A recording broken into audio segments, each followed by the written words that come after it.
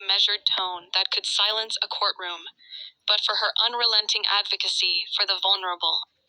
Raised in Atlanta, Georgia, Danielle had grown up in a world where justice felt selective. And so she made it her mission to bend the law back toward fairness after graduating top of her class at Hard Law. She joined a mid-sized firm in Philadelphia, focused on civil rights litigation. She had just finished a long, exhausting case defending a group of black nurses who were systematically underpaid, and won, when something deeply personal landed on her desk. Her father, Harold Morgan, a retired postal worker and Vietnam vet, had been rushed to the hospital after collapsing during a church picnic. What should have been a routine hospital stay turned into something else. Chapter 2. The complaint. When Danielle visited the hospital, she was shocked by her father's condition. He seemed drugged, disoriented. When she asked the staff about his medications, a white nurse named Karen Langley responded curtly, "He's just confused, Mom." Happens a lot with older black men. They get combative, so we have protocols. Danielle blinked. Older black men? What does race have to do with protocols? Karen smiled thinly.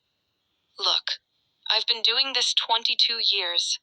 You don't need to get political over the next few days. Danielle documented inconsistencies, wrong medication doses, staff ignoring his calls for water, and an alarming entry in his chart suggesting aggressive tendencies, which hadn't been observed or reported by any doctor. Danielle filed a formal complaint. That's when things escalated. Chapter 3. Retaliation. Karen, the nurse, turned the tables.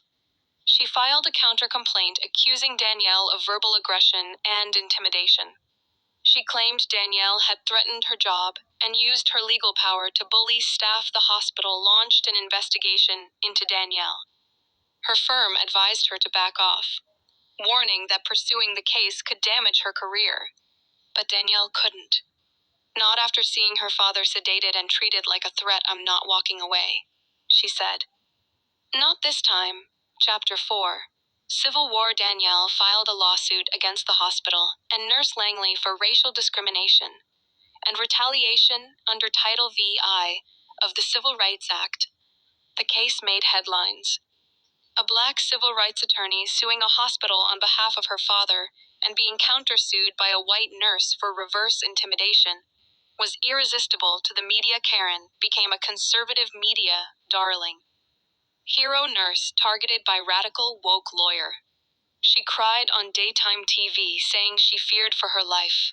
But discovery brought truths to light. Danielle uncovered internal emails between Langley and another nurse, mocking her father's jungle instincts, and referring to Danielle as the angry one in pearls. She opened the hospital's records and showed a pattern. Black male patients were sedated at 4 times the rate of white patients, often without proper psychiatric evaluation. Chapter 5. The trial in the courtroom. Danielle cross-examined. Langley directly. "You've said you feared for your safety," Danielle said calmly. "Can you explain why then? You entered my father's room without backup and stayed for over 20 minutes without incident?" Langley stammered. "Well, he was calm then, but I was anticipating behavior." Based on what? Karen paused. The silence thickened. "I don't know. It's just intuition or bias?" Danielle asked, raising an eyebrow. By the end of the trial, Karen looked like she had aged 10 years. Her defense had unraveled. The jury deliberated for only 4 hours. They awarded Danielle's father $3.2 million in damages. The hospital settled separately and revised its patient care protocols. Chapter 6. The panic after the verdict. Karen Langley was seen hyperventilating in the courthouse stairwell, her face pale, hands shaking. She wasn't prepared for the possibility of actually losing. Her whole life she'd felt protected by the system, by whiteness, by seniority, by polite language that concealed ugly truths, and now she was the cautionary tale. But Danielle didn't celebrate. She sat on the courtroom bench with her father's hand in hers. watching justice crawl forward like a wounded animal, slow, battered, but still moving. Epilogue.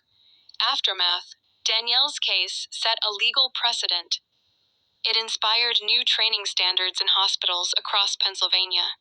She became a sought-after speaker and advocate, but she remained in courtrooms, where her voice mattered most. Karen faded from the spotlight, her nursing license suspended pending a separate ethics investigation. The same media that had praised her forgot her justice hadn't fixed everything. But it had spoken, and Danielle made sure the world listened.